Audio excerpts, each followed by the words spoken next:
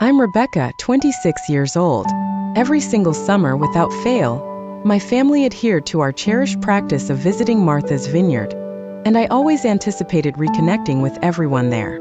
Yet, this specific year carried a different sensation. Something felt amiss during our preliminary talks, a feeling I couldn't quite articulate. The moment I set foot in the luxurious resort and heard those crushing pronouncements from the front desk attendant, my existence completely inverted. Before I delve into what happened next, I'd appreciate it if you'd share where you're watching from. Please engage by hitting that like button and make sure to subscribe, because this narrative will illustrate precisely how family bonds can sometimes unveil the most unpleasant surprises. The Walkers had embarked on these yearly island journeys for as long as my memory served. These were more than mere vacations. They represented sacred customs that molded our familial identity. Annually in July, we'd pack our summer attire, load our vehicles, and head for the identical picturesque island where numerous family generations had forged treasured experiences. My earliest recollections of these excursions depict sheer bliss. I remember being 7, meticulously constructing grand sandcastles alongside my younger sister, Madison. Our parents observed from beach chairs, their laughter harmonizing with the sound of breaking waves. Dad would take us out sailing on his friend's vessel, imparting lessons on interpreting the wind and adjusting the sails. Mom orchestrated elaborate seaside picnics, featuring her renowned potato salad and homemade lemonade that seemed to possess an enhanced flavor when consumed with sand clinging to one's toes. Madison and I were inseparable during these trips. We'd spend hours collecting seashells, devising treasure maps, and enacting pirate adventures in uncharted territories. Our parents, James and Catherine, appeared to live for these instances when their daughters were carefree, united in innocent exploration. Catherine had consistently served as the family's orchestrator. She possessed a near-supernatural talent for coordinating complex travel arrangements, securing ideal accommodations, and crafting meticulous itineraries that remarkably managed to satisfy everyone. Her organizational prowess was legendary among our extended relatives, and she took immense pride in ensuring every detail was flawlessly executed. This year's trip coincided with a particularly critical juncture in my life.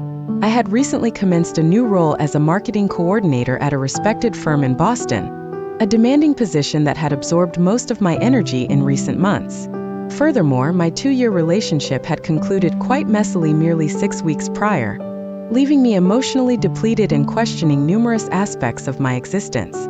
The notion of escaping to Martha's Vineyard with my family felt precisely like the solace I required.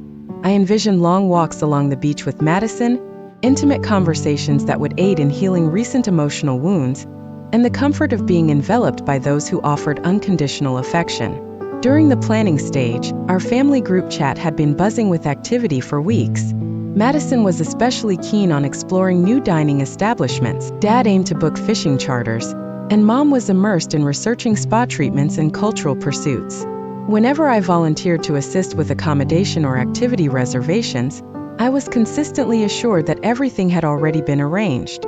"Don't worry about it, sweetheart," Mom had messaged back. "I've got everything under control.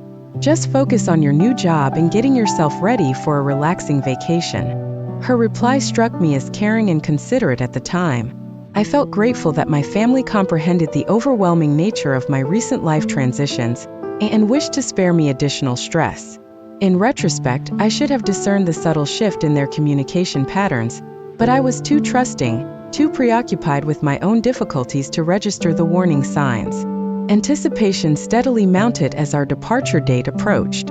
I dedicated an entire weekend to purchasing new summer clothing, thoughtfully selecting ensembles that would photograph well for social media, and instill confidence after my recent breakup. I researched the island's newest attractions, compiled lists of books I intended to read by the water, and even devised surprise activities to organize for the family.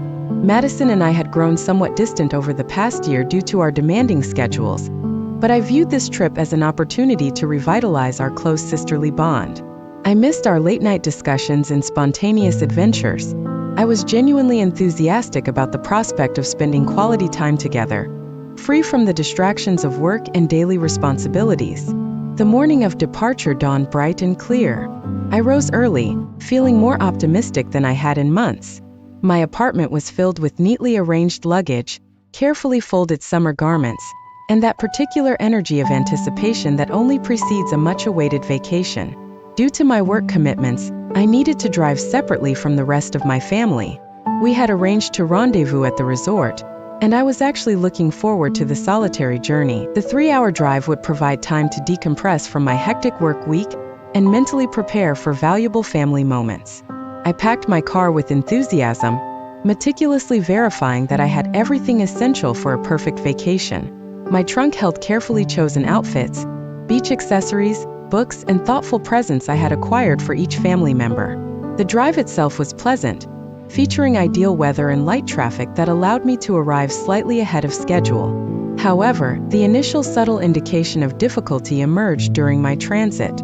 I had attempted to contact Mom and Dad multiple times to confirm arrival logistics and coordinate our meeting, but my calls went directly to voicemail. I had dispatched several text messages inquiring about check-in procedures and dinner plans, but received no immediate responses.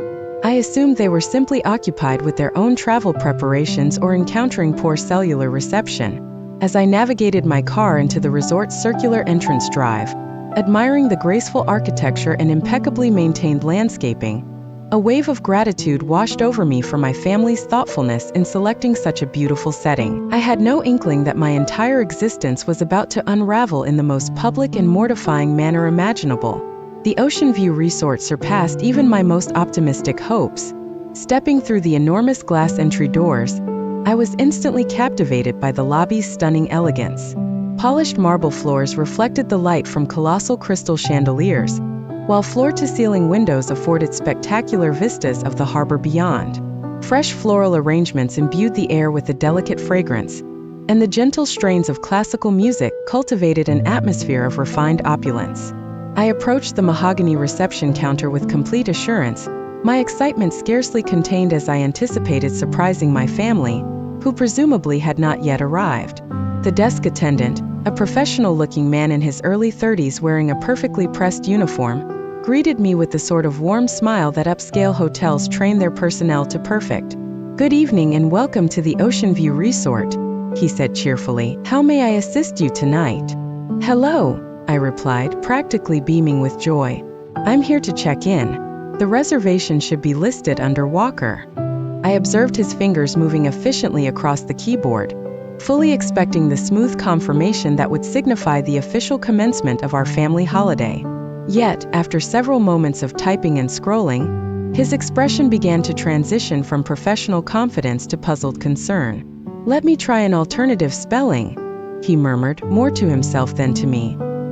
His brow furrowed slightly as he continued his search through the reservation system. Could it possibly be under a different name? I offered helpfully. Perhaps my father's name, James Walker, or my mother's, Catherine Walker. The attendant's search persisted for what felt like an eternity, but was likely only 2 or 3 minutes. Behind me, I could sense other arriving guests accumulating in line, their patience beginning to diminish as my seemingly simple check-in process unexpectedly elongated. "I'm exploring every potential variation," the attendant assured me, his professional composure intact despite the evident issue. "Could you furnish me with a confirmation number, or the dates of your intended stay?" I fumbled through my handbag, seeking any documentation pertinent to our trip. The burgeoning realization was setting in. I didn't actually possess any confirmation numbers or reservation details because Mom had handled all the arrangements. My family had been so insistent on managing everything that I had never considered requesting backup information. "I don't have the confirmation number with me," I admitted, feeling the initial tremor of genuine anxiety in my stomach. "My mother made all the bookings, but I am definitely meant to be here. This constitutes our annual family trip." The attendant's expression grew increasingly apologetic as his search continued. He checked under every conceivable spelling of our surname, attempted various date ranges, and even consulted with a colleague who joined him to offer support. The lobby's elegant ambience suddenly felt oppressive as I became acutely aware of the lengthening queue behind me and the curious glances from other guests. "Miss Walker," the attendant finally stated, his voice gentle but utterly crushing, "I sincerely regret to inform you, but I cannot locate your reservation anywhere within our system." His words landed like a physical impact. The coffee mug I had been holding throughout this increasingly surreal conversation slipped from my suddenly numb fingers and plummeted to the marble flooring with a sound that seemed to reverberate through the entire lobby. The fine porcelain fractured into dozens of fragments, creating a mess that perfectly mirrored the disarray in my mind. My immediate assumption was that this represented some form of error.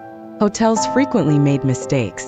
Reservation systems experienced glitches, and there were likely straightforward explanations for mix-ups such as this.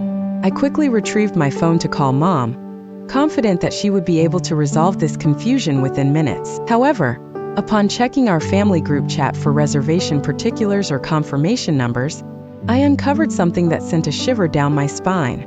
The chat history, which had been filled with enthusiastic vacation planning discussions merely days prior, now displayed a peculiar void. Recent messages that I was certain I had seen before seemed to be absent.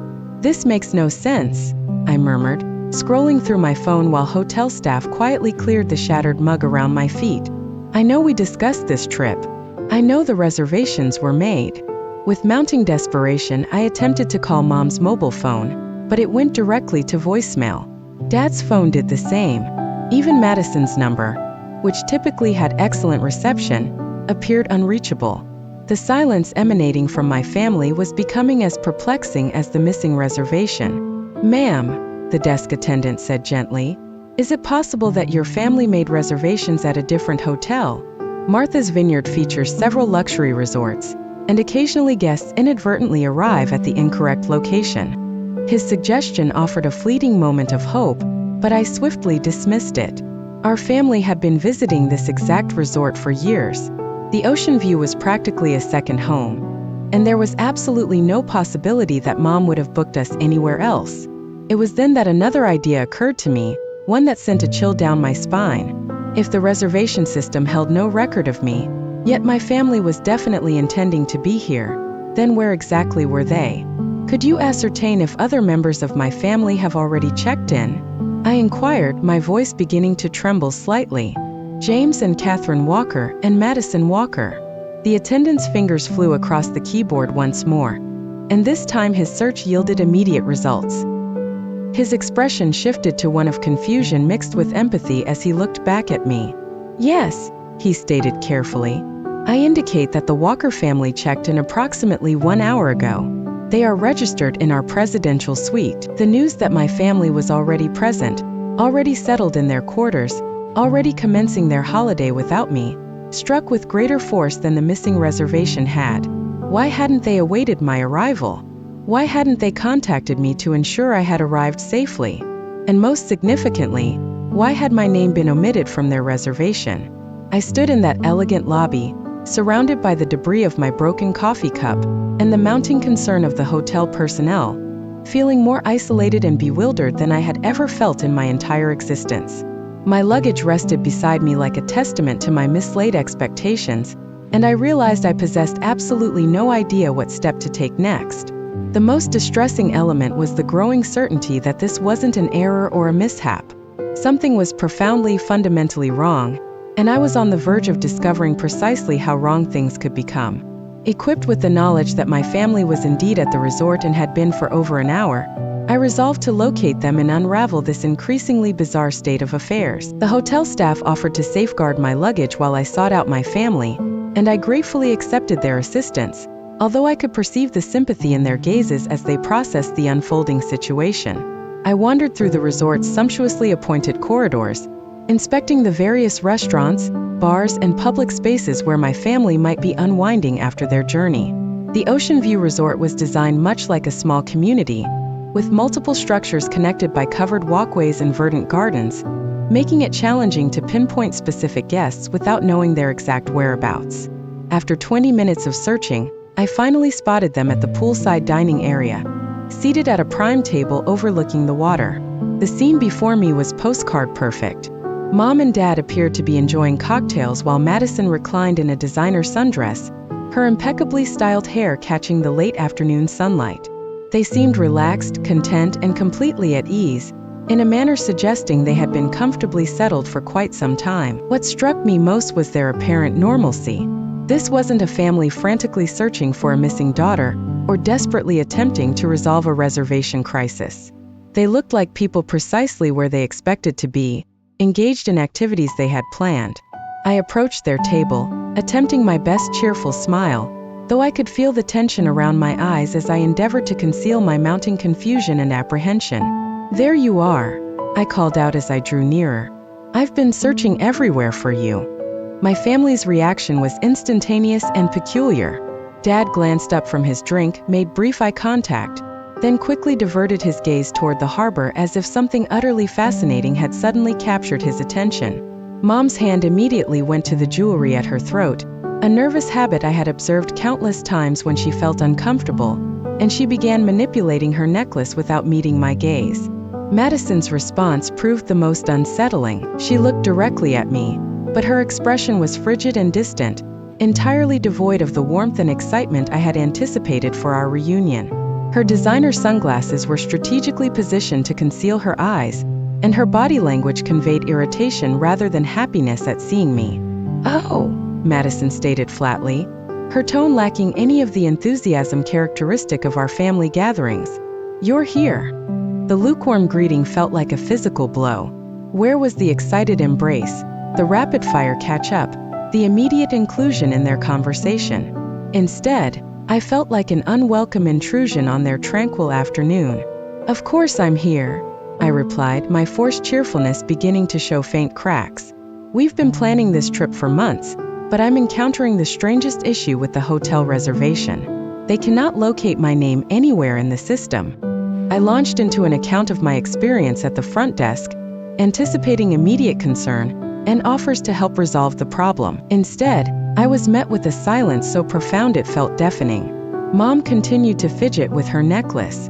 Dad scrutinized his drink as if it contained universal secrets, and Madison maintained her cool, detached expression.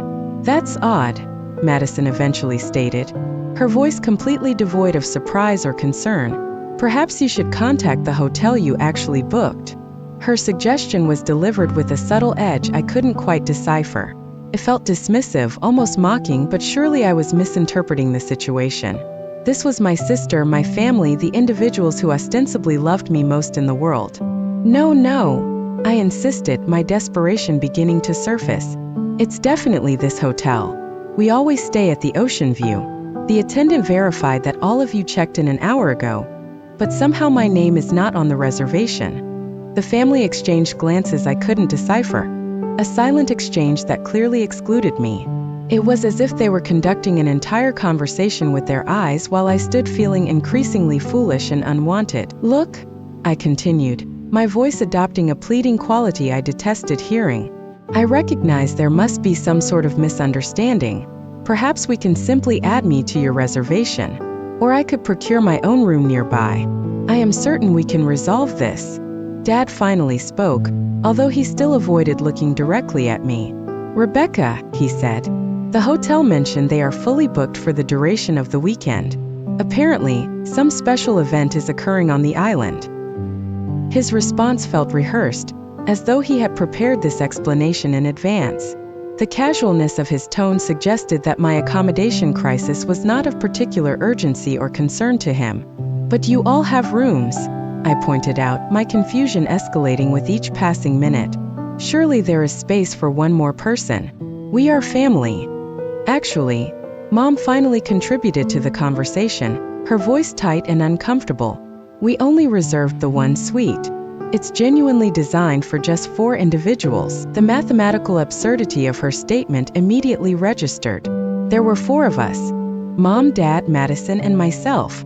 If the suite accommodated 4 people, then why was I the one without a place to reside? "I fail to comprehend," I stated, my voice beginning to tremble. "If there is capacity for 4 people and there are 4 of us, then why is there no space for me?" The silence that followed my question constituted the most uncomfortable moment of my entire life. It stretched on for what felt like an eternity but was likely only seconds, during which I observed my family struggling to avert eye contact while clearly wishing I would simply vanish. Madison finally broke the silence with words that would irrevocably alter everything between us. "Rebecca," she articulated, her voice adopting the patient tone typically reserved for explaining obvious matters to confused children. There have been certain shifts in the family dynamic recently. We collectively felt it might be preferable if this trip focused on those individuals who genuinely desire to be together. The cruelty inherent in her words was matched only by their calculated execution. This was not an emotional outburst or a moment of poor judgment. This represented a deliberately planned exclusion delivered with a cold precision that could only stem from extensive forethought. "What are you talking about?" I inquired, although a dreadful understanding was beginning to dawn. "I wish to be here. I have been anticipating this trip for months." "Have you truly?" Madison challenged, removing her sunglasses to look directly at me for the first time. "Because it appears you've been rather preoccupied with your own issues lately. Your employment, your breakup, your entire victim narrative concerning everything that has befallen you." Her words felt like physical impacts. Each accusation struck with devastating accuracy, simultaneously revealing a perspective of me I had never realized existed. In Madison's estimation, I was not a cherished sister navigating a difficult period who deserved familial support. I was a burden, a source of conflict, someone whose presence would detract from their vacation experience. The most distressing aspect was observing Mom and Dad's continued silence. Their refusal to defend me or rectify Madison's harsh assessment felt like the ultimate betrayal. These were the individuals who had raised me, who had purportedly loved me unconditionally, and they were permitting my sister to verbally dismantle me without uttering a single word in my defense. "I cannot believe this is occurring," I whispered, more to myself than to them. "You are my family." "Yes," Madison replied coolly, "and family entails being truthful with one another. The unvarnished truth is that we all believed this vacation would be more tranquil without your presence."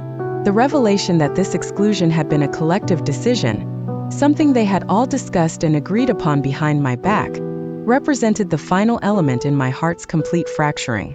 What transpired next will forever be seared into my memory. Madison rose from her chair with a dramatic flourish she had perfected during her college theater years, and her voice carried across the restaurant as she delivered the most devastating blow of my entire existence.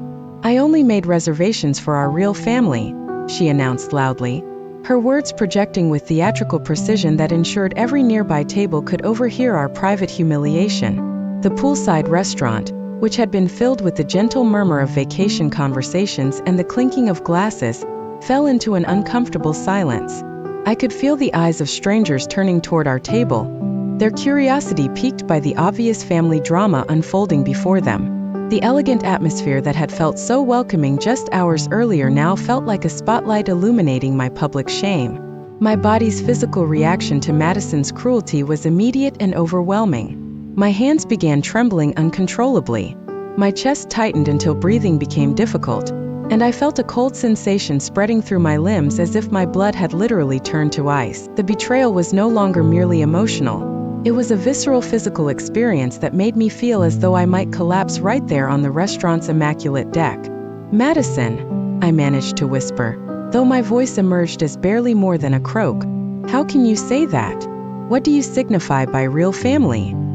But Madison was not finished. Having captured the attention of her audience, she seemed energized by the drama she was creating. Her voice adopted the sort of righteous indignation typically reserved for major moral victories. "I mean individuals who don't spend every family gathering lamenting their problems," she continued, her words sharp enough to cleave glass. "People who don't orient everything around themselves. People who actually contribute something constructive instead of perpetually taking. Each accusation felt like a dagger twisting deeper into my chest. This was no longer solely about the hotel reservation. This involved Madison airing grievances she had apparently harbored for years, while I remained completely oblivious to her resentment. "Your job promotion," she continued relentlessly. "All you accomplish is boasting about your success, making the rest of us feel insignificant.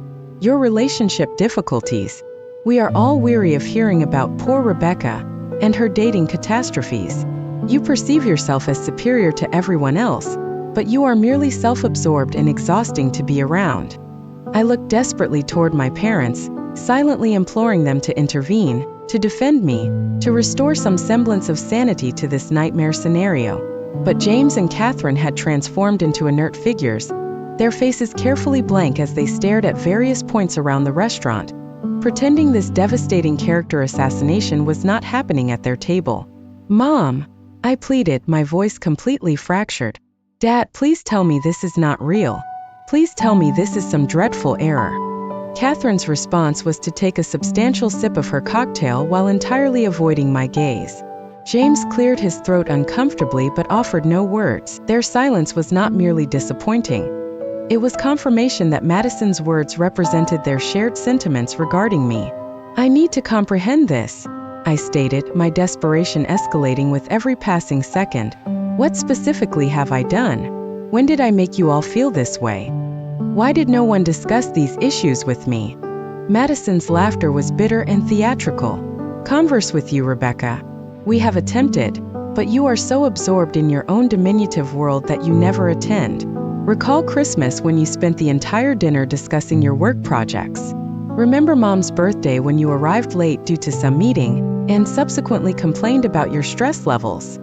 As Madison recounted these incidents, I sifted through my memories for context that might elucidate or justify her perspective. Yes, I had been excited about my career achievements. Yes, I had been dealing with relationship issues that occasionally dominated conversations. But wasn't that the essence of family, providing support during challenging periods? Celebrating accomplishments together.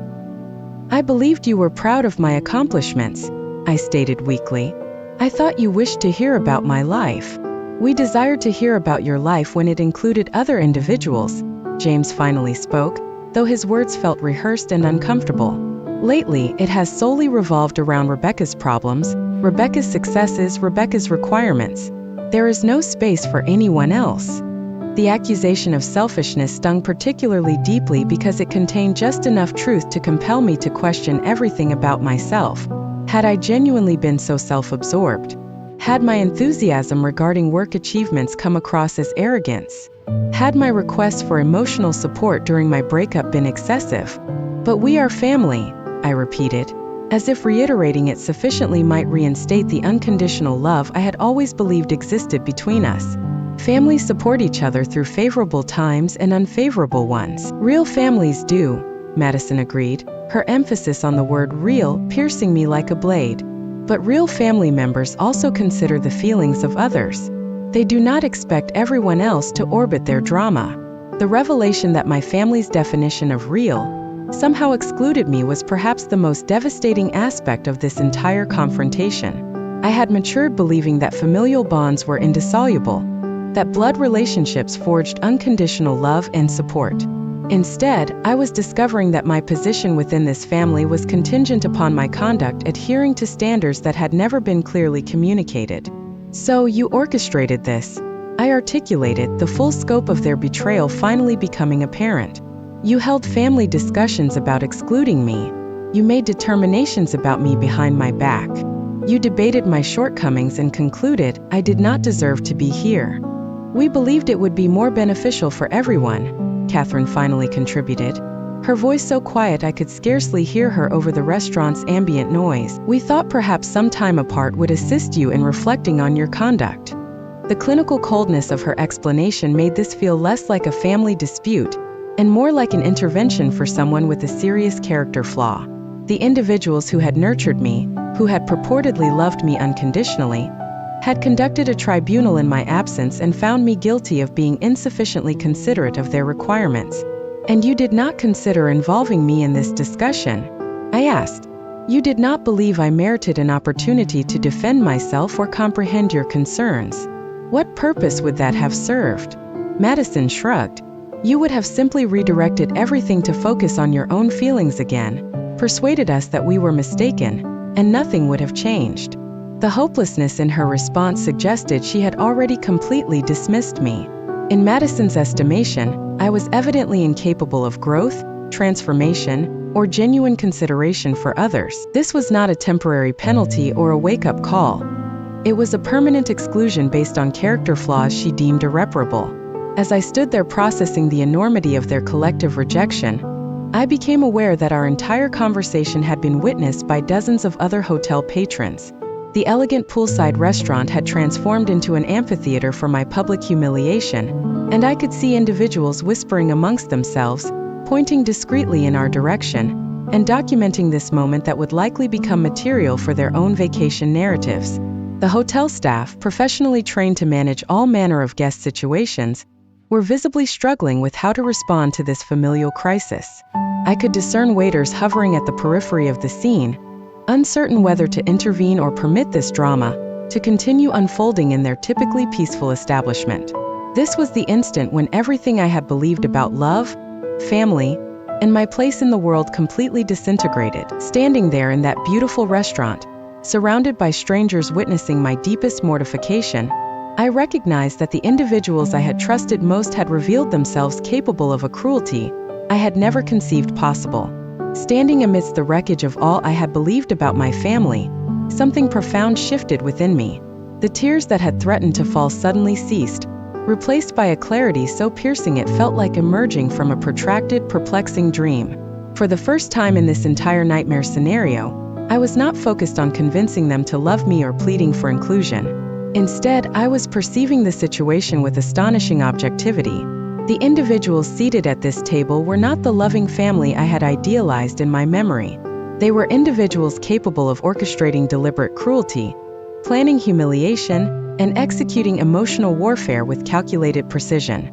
The Madison who had spent years as my closest confidant had revealed herself to be someone capable of delivering public character assassination without a trace of remorse. The parents who had raised me to believe in unconditional love had demonstrated that their affection came with terms and conditions of which I had never been apprised. "You know what?" I stated, my voice steady for the first time since this conversation commenced. "You are absolutely correct." My family's expression shifted from smug satisfaction to confusion as they processed my unexpected response. They had clearly braced themselves for more tears, more pleading, more desperate attempts to persuade them of my worth. They had not anticipated calm concurrence. "I have been selfish," I continued, feeling a peculiar sense of liberation as I spoke. I was selfish enough to believe that family implied mutual support. I was selfish enough to think that celebrating achievements and seeking comfort during setbacks was what people who cherish one another do.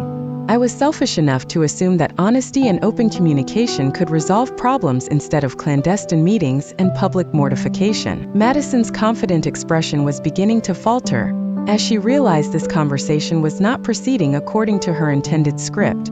The restaurant audience, which had been hanging on every word of our drama, was now witnessing something unanticipated, the supposed victim seizing control of the narrative. "But here is what I am not selfish enough to do," I stated, my voice gaining strength with each word. "I am not selfish enough to remain here and plead with individuals who do not desire my presence to pretend they do. I am not selfish enough to squander another moment attempting to convince you that I am deserving of basic human decency. And I am unequivocally not selfish enough to spoil my vacation by spending it with people who hold me in such low regard." The power dynamic at the table had completely reversed. Instead of a broken woman begging for acceptance, I had become someone making a dignified withdrawal from an unworthy situation. The transformation was as surprising to me as it evidently was to them. I turned away from their stunned faces and walked calmly toward the restaurant's exit, leaving them to absorb what had just occurred. Behind me, I could faintly hear Madison calling my name, but her voice carried a note of uncertainty that had been absent during her earlier attacks.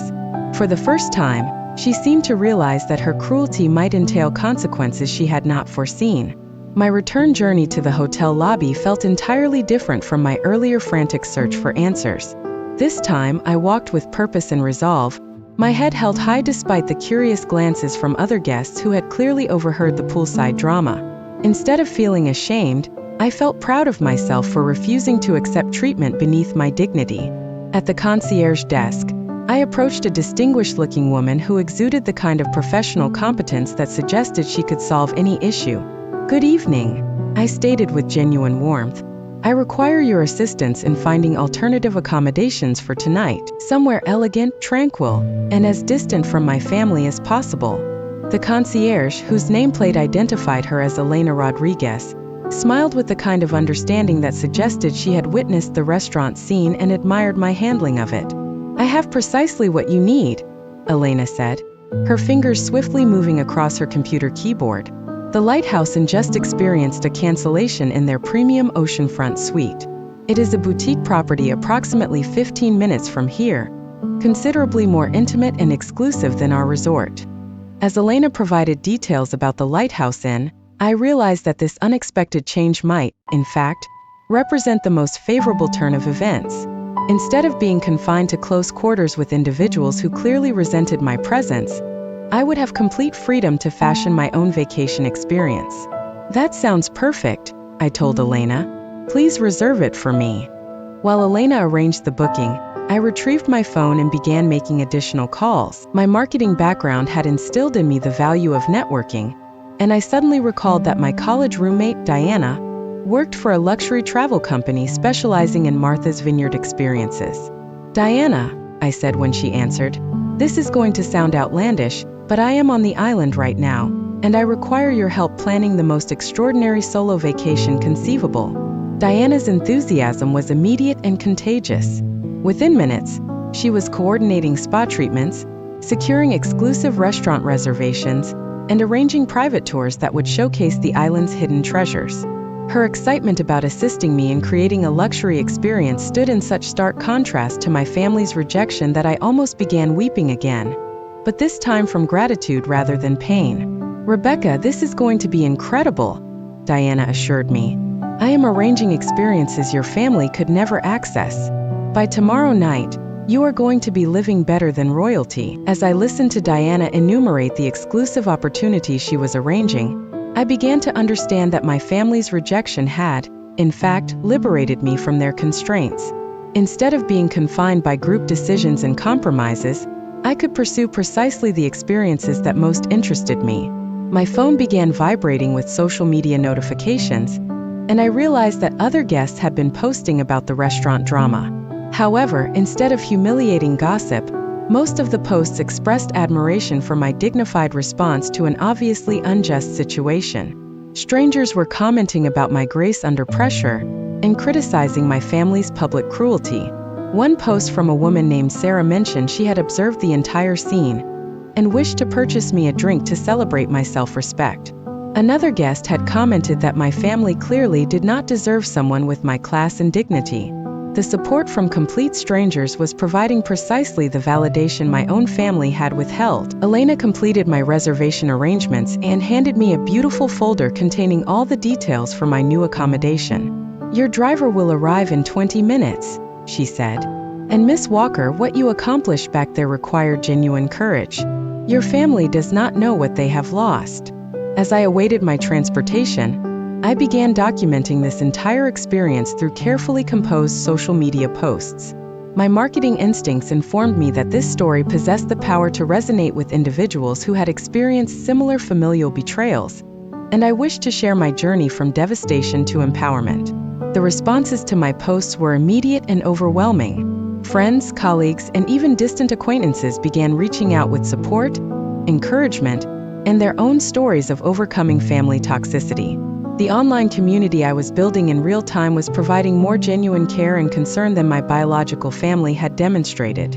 When my driver arrived, I walked toward the luxury vehicle with my head held high and my spirits soaring. In the span of just a few hours, I had transformed from a rejected family member into an independent woman forging her own path. The liberation was exhilarating, and I eagerly anticipated the adventures awaiting me at my new destination. 3 days into my solo adventure, I had completely reshaped my Martha's Vineyard experience into something extraordinary. The Lighthouse Inn had surpassed every expectation, providing not merely luxurious accommodations, but a level of personalized service that made me feel genuinely valued as a guest. My oceanfront suite offered breathtaking sunrise vistas, and I established a morning ritual of enjoying coffee on the private balcony while planning each day's explorations. Diana's network had opened doors I had never known existed. I had indulged in private wine tastings at exclusive vineyards, taken sailing lessons with a former Olympic competitor, and experienced spa treatments that had helped heal both my physical and emotional well-being. More significantly, I had connected with fascinating individuals who appreciated my company and treated me with the respect my family had denied me. On Thursday evening, I was dining at Aqua, the island's most prestigious restaurant, which typically mandated reservations months in advance. Diana had secured me a prime table through her industry connections, and I was savoring a spectacular seafood tasting menu while observing the sunset paint the harbor in brilliant hues. The restaurant's atmosphere was sophisticated and intimate, attracting successful professionals, celebrities, and other discerning travelers who valued fine dining and elegant ambience. I wore a flowing emerald dress that made me feel confident and beautiful, and I was genuinely enjoying the peaceful solitude of my meal. Halfway through dinner, a distinguished gentleman at the adjacent table introduced himself as Robert Chin, the proprietor of several boutique hotels throughout New England.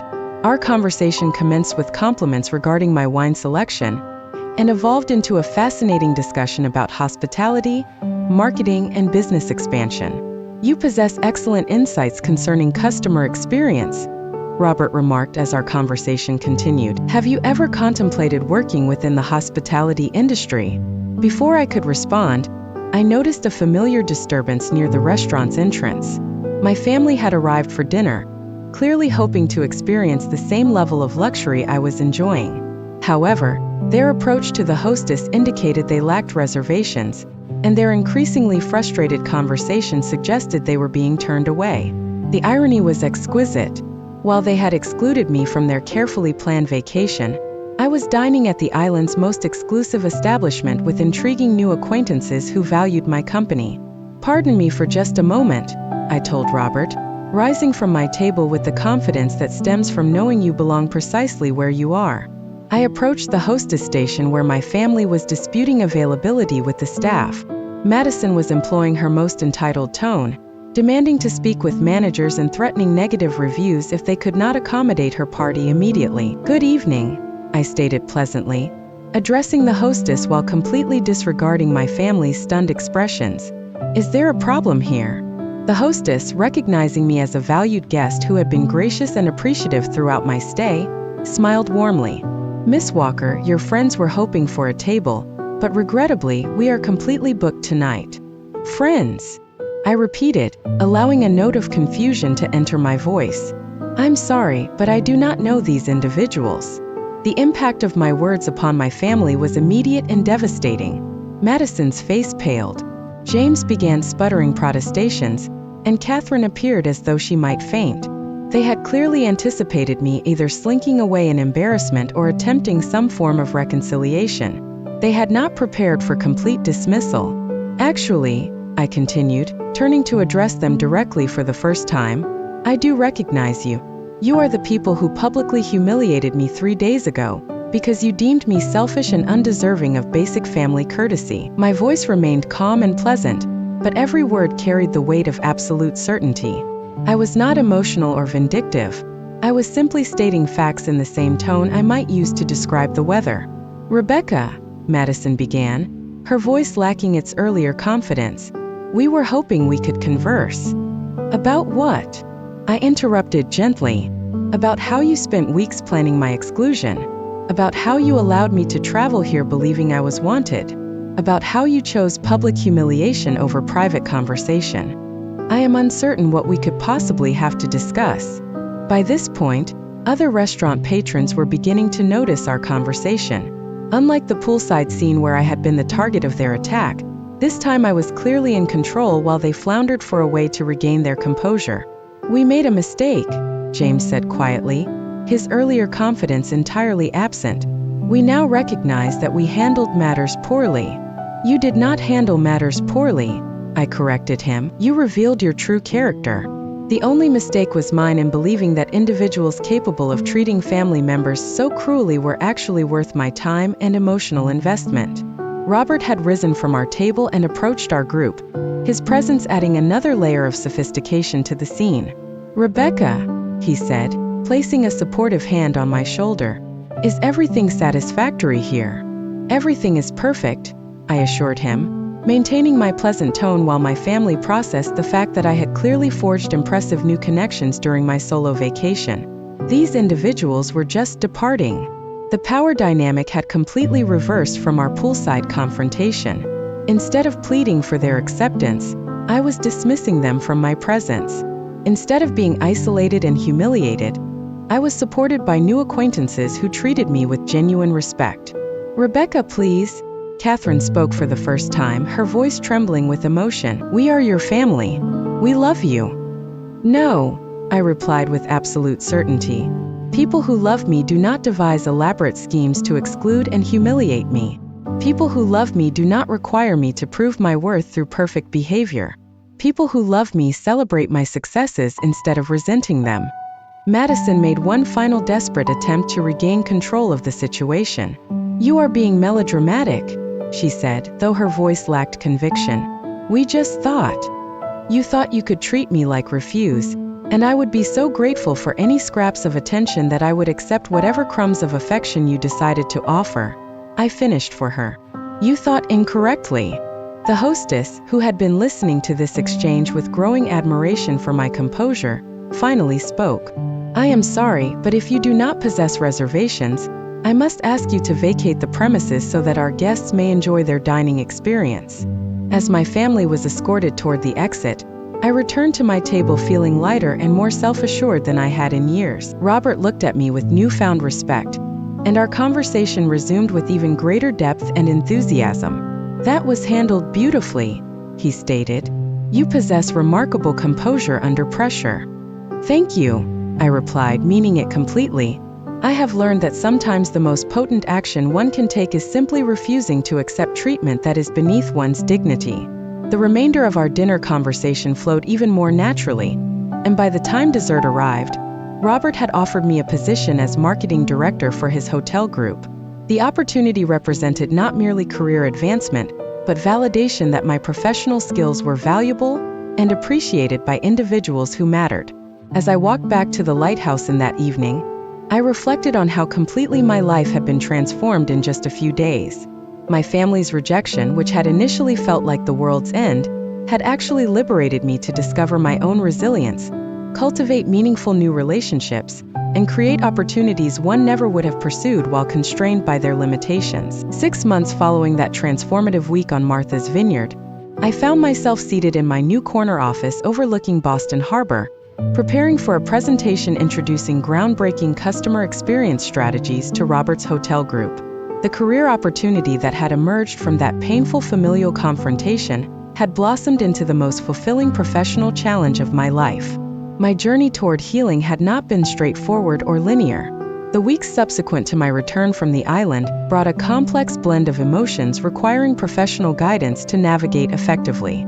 I had located an excellent therapist, Dr. Amanda Foster, who specialized in family trauma and assisted me in understanding the patterns of conditional affection and emotional manipulation that had shaped my relationships for years. Through therapy, I discovered that my family's treatment of me had not spontaneously appeared during that vacation. Instead, Dr. Foster helped me recognize subtle patterns of favoritism, criticism, and emotional withholding that had been present throughout my childhood, but had been so normalized I had never questioned them. My recent achievements and independence had apparently disrupted the family dynamic in ways that triggered their most defensive behaviors. Healthy families celebrate the growth and achievements of each member, Dr. Foster had elucidated during one particularly insightful session. Dysfunctional families often feel threatened by one member's success because it challenges their established roles and power structures. The healing process involved grieving not merely the family I had lost, but the family I had never genuinely possessed. The unconditional love I had believed existed had largely been a projection of my own aspirations rather than reality. This realization was painful yet ultimately liberating, freeing me from the exhausting endeavor of attempting to earn affection that was apparently unavailable. My chosen family began forming organically around individuals who appreciated my authentic self. Diana became not only a professional connection but one of my closest companions, someone who consistently demonstrated the loyalty and support I had yearned for from my biological family. Robert's mentorship extended beyond professional guidance into genuine friendship based on mutual respect and shared principles. I had also reconnected with college friends who had consistently valued my enthusiasm and drive. Sarah Murphy, my former roommate now residing in San Francisco, flew to Boston for a weekend visit, and reminded me of the person I had been before family criticism had made me question every aspect of my personality. "You were always the most generous person I knew," Sarah stated during our reunion dinner. "You celebrated everyone's successes as if they were your own, and you never made anyone feel diminished by their struggles. That family of yours was fortunate to have you, and they were too foolish to appreciate it." Her words carried the weight of someone who had known me during my formative years before familial dynamics had convinced me that my natural enthusiasm and ambition were character flaws rather than strengths. The professional growth that emerged from my new position exceeded every expectation. Robert's Hotel Group valued innovative thinking and creative problem-solving, qualities that my previous environments had sometimes discouraged. My marketing campaigns consistently surpassed performance targets, and my team respected my leadership style because it emphasized collaboration rather than competition. Meanwhile, my family's attempts at reconciliation had been persistent but ultimately shallow. Madison sent periodic text messages that invariably commenced with apologies, but quickly devolved into justifications for their conduct and requests for me to understand their perspective. James called monthly, usually prompted by Catherine, but his conversations felt scripted and uncomfortable, lacking any genuine acknowledgement of the pain they had inflicted. Catherine's approach was perhaps the most manipulative. She dispatched cards for every holiday and birthday, each containing lengthy handwritten notes about family memories and expressions of love that carefully skirted any actual accountability for their actions. Her messages consistently concluded with invitations to return home and put this misunderstanding behind us, as if my exclusion and public humiliation had been minor communication failures rather than deliberate cruelty. I responded to their overtures with polite but firm boundaries. I was not cruel or vindictive, but I was also unwilling to pretend that superficial apologies could mend fundamental trust that had been shattered. Genuine reconciliation would necessitate authentic acknowledgement of the harm caused, meaningful changes in behavior, and demonstrated consistency over time. Forgiveness does not mean forgetting, Dr. Foster had taught me, and it certainly does not mean accepting continued mistreatment or pretending that serious harm did not occur.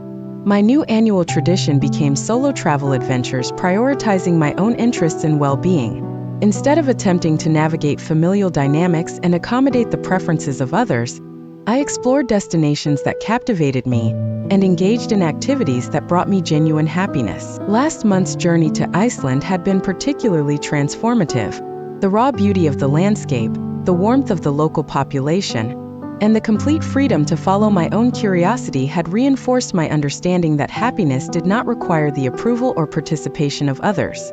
During the Northern Lights tour, I had encountered Trevor, a wildlife photographer from New Zealand, who shared my passion for adventure and appreciated my independence. Our connection felt natural and uncomplicated, built on mutual respect rather than obligation or expectation. For the first time in years, I was exploring a romantic relationship with someone who celebrated my strengths rather than attempting to diminish them. The wisdom I had gained from that painful Martha's Vineyard experience had fundamentally altered how I approached all relationships. I no longer accepted treatment that diminished my self-worth, regardless of its source. I had learned to recognize warning signs indicating conditional love, emotional manipulation, or attempts to make me smaller to accommodate the insecurities of others. Most importantly, I discovered that my worth was not determined by the ability of others to appreciate me. My value existed independently of external validation, and safeguarding that understanding had become my most crucial responsibility. As I prepared for today's presentation, I reflected on how that hotel lobby humiliation had become the catalyst for the most positive transformations in my life. Sometimes the most painful experiences reveal truths that redefine everything, compelling us to choose between enduring unacceptable treatment or demanding the respect we deserve. That hotel lobby humiliation became the moment I finally learned to prioritize myself, and it changed everything. The family incapable of appreciating me had been supplanted by chosen relationships founded on genuine mutual respect, and the career limitations I had accepted had been shattered by environments that valued my authentic contributions. Now I'd like to hear from you. Have you ever felt the need to establish boundaries with family members who did not treat you respectfully? How did you find the courage to prioritize your own well-being over maintaining peace with individuals who diminished you? Share your experiences in the comments below. because your stories might empower someone else to find their own strength. If this narrative resonated with you, please show your support by hitting that like button. Subscribe for more real-life accounts about discovering courage in challenging circumstances, and share this video with anyone who might need to hear that they are deserving of better treatment than they are currently enduring. Thank you for listening to my journey, and always remember that sometimes the most loving action you can take is refusing to accept affection that comes with conditions that diminish your intrinsic worth.